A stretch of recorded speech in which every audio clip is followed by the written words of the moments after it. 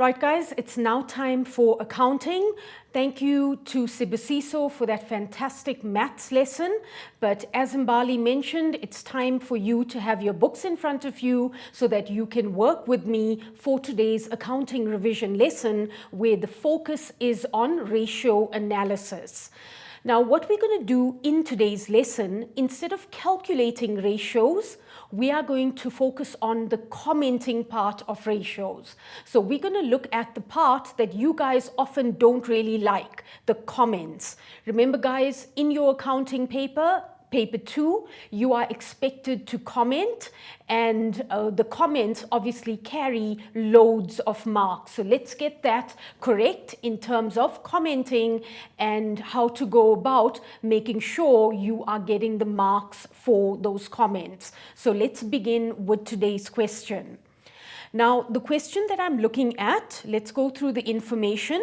The information is below is extracted from the financial records of Spar Limited. The business sells a variety of household groceries, perishable items such as dairy and meat products. They use a constant markup of 100%. So remember, guys, that is important information. And I'm going to make a note. This is obviously their target markup. So they want to achieve a markup of 100%, or they use a constant markup of 100%. Their financial year ends on the 28th or the 29th of Feb. Now, what I've done in order to simplify your comments, I've given you the information, I've broken down the information. So as I go through the info, you would notice that I haven't put all the information onto one page because it obviously becomes slightly difficult. So as we get to each ratio or to each comment, you will find that we've got the information given to us, and the information could change depending on the question given. Okay, so let's go through the first bit of information in front of us. So as you can see, we've got 2019, 2020 financial year end. So immediately, guys, make sure you distinguish between the previous financial year and the current financial year. So looking at the ratios given to me, they've given me the current ratio, the asset test, or rather the debt equity ratio. The next ratio is your asset test ratio, debtors collection, creditors payment. Total assets is to total liabilities. So in other words, my solvency ratio. And then they're giving me the loan, FNB, and the interest charged on that loan. Okay, so that's the first bit of information that we are going to analyze. So let's begin with our first question on this information. So the first question, comment on the business's solvency ratio. Now, guys, please note, I've selected certain questions, so you might see that our numbering may not be in order because I'm focusing on specific questions that you often find difficult in your test or your exam. So the first question, comment on the business's solvency ratio. Now, solvency is obviously total assets is to total liabilities. So let's go to our information and let's now look at the solvency ratio. So there's my solvency ratio. If I look at 2019, 1,5 is to 1.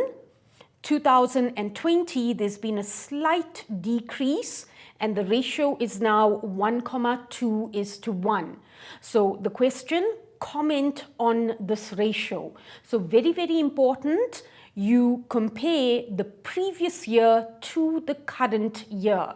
So in the previous financial year, the ratio was, so in 2019, my solvency ratio was given to me at 1,5 is to 1.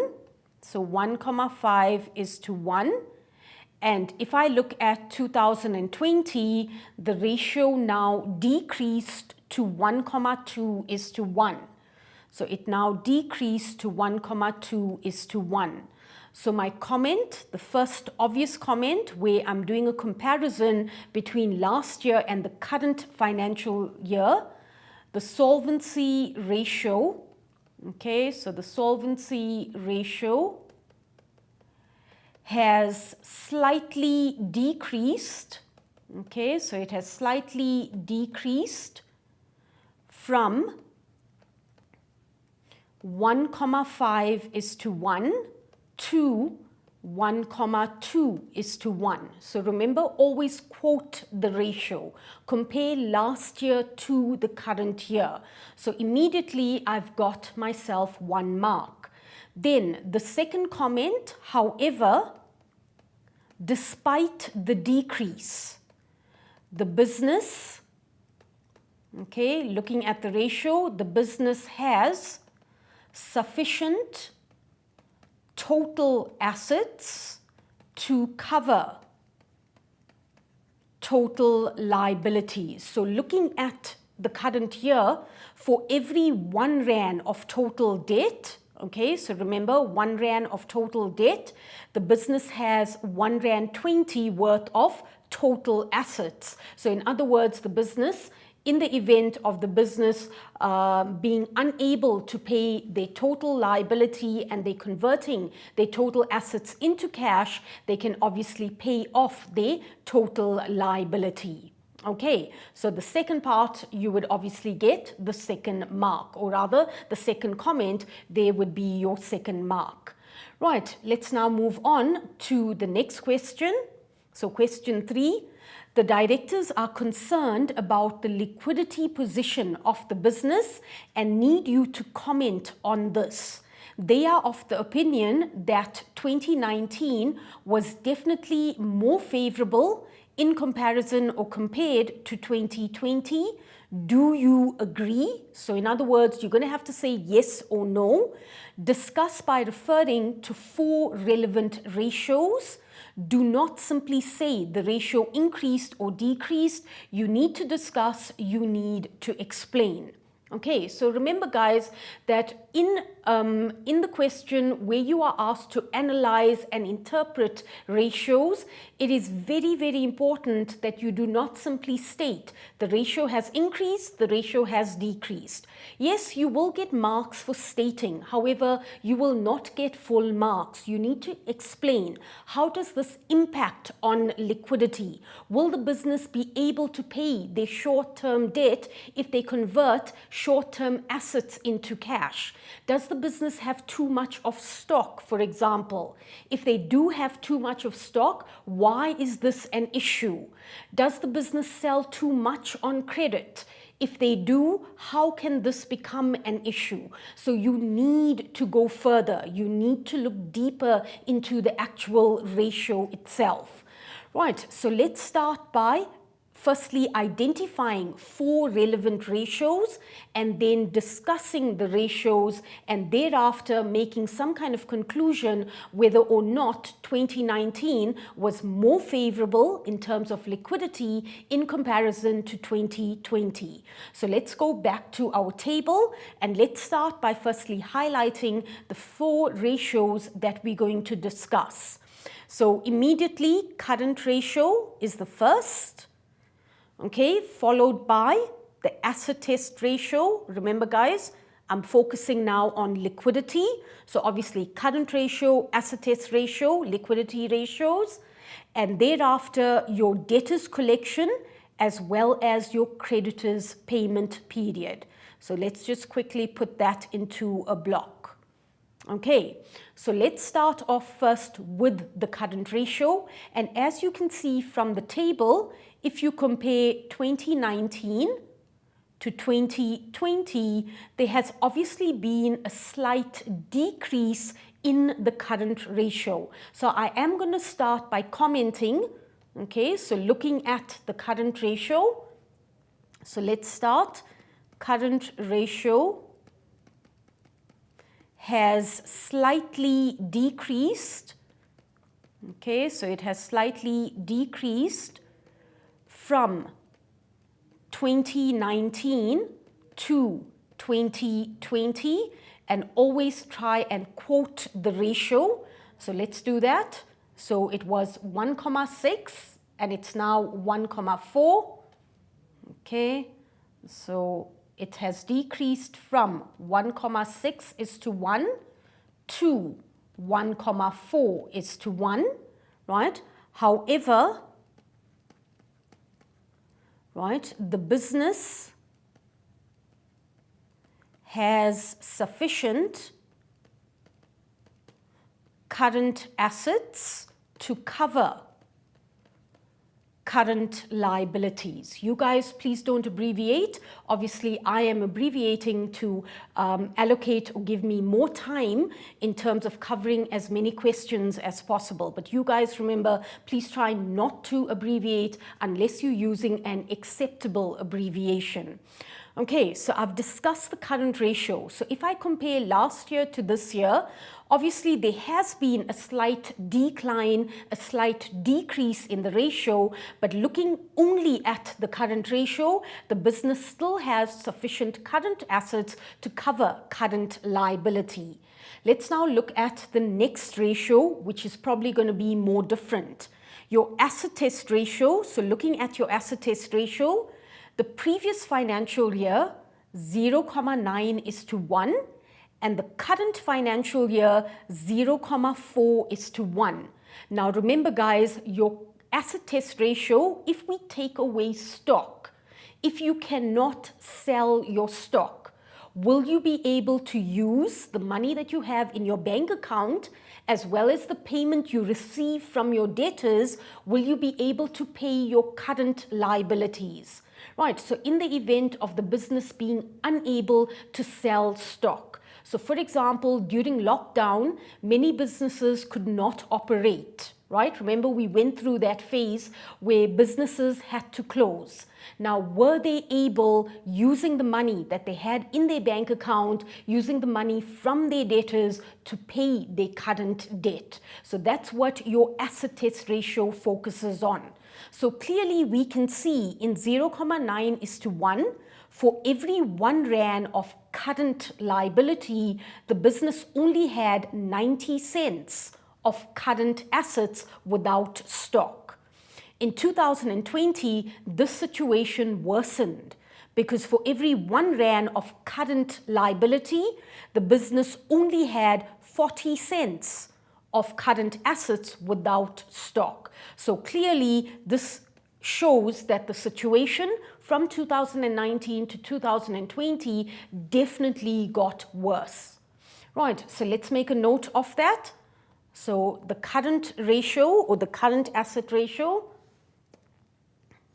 your asset test ratio, I'm confusing my ratios here guys. Right, so your asset test ratio, we spoke about the current ratio. So your asset test ratio has declined, okay, from 2019 to 2020, right? Again, you should quote the ratio. So remember, it was 0,9 is to 1, and it has now decreased to 0,4 is to 1. Okay, so 0,4 is to 1. I just want to make sure that I am using the correct figures. So let's just quickly go back. Okay, yeah, 0,9 is to 1 and 0,4 is to 1. Okay, so 0,4 is to 1. Right. This is a clear indication that without stock, so without stock, the business will not be able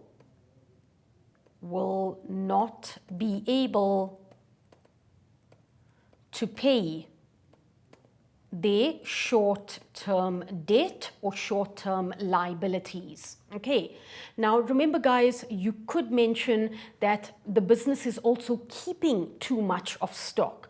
How do we know the business is keeping too much of stock? We can look at the current ratio and compare this to your asset test ratio.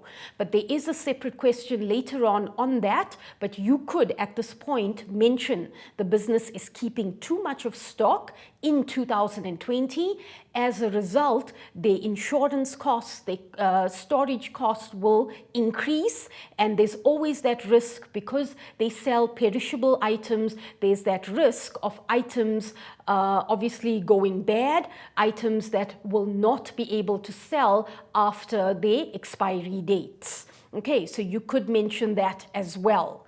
Right, let's now move on. So we discussed the current ratio, the asset test ratio. We've got to obviously look at two more ratios, your debtors collection and your creditors payment. So remember guys, debtors collection, how fast are we receiving payments from our debtors? Creditors payment, how long are we taking to pay our creditors? So normally your debtors, you expect them to pay within 30 days, whereas your creditors, you try and negotiate a payment period between 60 and 90 days before they start charging you interest. Remember, as a retailer, you are buying in bulk from your wholesaler, so you can negotiate a longer payment period when it comes to your creditors. Right, so looking at the payment period, let's start with debtors. So if we compare 2019, debtors were taking 70 days on average to settle their accounts. 2020, there has been a slight improvement. It is now 65 days. So here, there has been a slight improvement. However, is this an improvement? So let's look further. If you look at creditors' payment period, in 2019, we were taking 90 days to pay our creditors. In 2020, however, we are now taking 45 days to pay our creditors. Now, how does this impact negatively on liquidity? I need you guys now to please focus and please pay attention. I promise we're going to take a break after this question. So remember guys, the longer you take to pay your creditors, right? Obviously, you don't want them to charge you interest, but at the same time, the longer money stays in your bank account. So the ideal scenario for any business is you want your debtors, okay, your debtors, they need to pay first. Okay, so remember, when your debtors pay, it means money is now going into your bank account. So normally you want your debtors to pay you first. You will then take the money from your bank account and you will then pay your creditors. Okay, so if we now look at 2019, is that happening? Remember, your debtors are taking longer to pay their account. They're taking 70 days. They should be taking 30 days. However, they will pay you in 70 days, and thereafter, in 90 days, you are paying your creditors. So even though this is not ideal, you want your debtors to pay you sooner. If in terms of liquidity, money is first going into your bank account, and then you are using this money to pay your creditors. Okay. However, in 2020, let's now look at what's happening in terms of your debtors and creditors. So in 2020, you are getting your debtors to pay you within 65 days. So there is an improvement. You are, however, paying your creditors in 45 days. Now, how does that impact on liquidity? Money is not going into your bank account. You are probably using an overdraft to pay your creditors first, and then you are waiting 20 days later for your debtors to pay you. In the meantime, the bank is charging you interest on that overdraft. Okay, right, so remember, when you are now commenting, right, I'm probably not going to write all this down, but you are talking about debtors as well as creditors. So you are mentioning that debtors are paying, right? They are paying sooner in 2020. So obviously you're comparing the 70 days to the 65 days, right? However, the business, so however, right, creditors are also being paying much faster, and as a result, there's a negative impact on liquidity. Okay, so clearly we can see, given the question, do you agree, right? Was 2020 or 2019 more favorable in comparison to 2020? Yes, you do agree. 2019 was definitely more favorable. Okay, I'm not writing everything down, guys, because I've obviously explained it on the previous page. Remember, it's not about copying down the correct answer, but rather it's about listening to the explanation and understanding your comments. I always tell my students we can never write the exact comments, but we can discuss the same impact it has on, in this case, liquidity. Okay, hopefully that helped. I think let's take a quick break, and when you guys return, we will obviously continue, or when we return rather, then we will continue with another question on ratio analysis. I'll see you guys in a bit.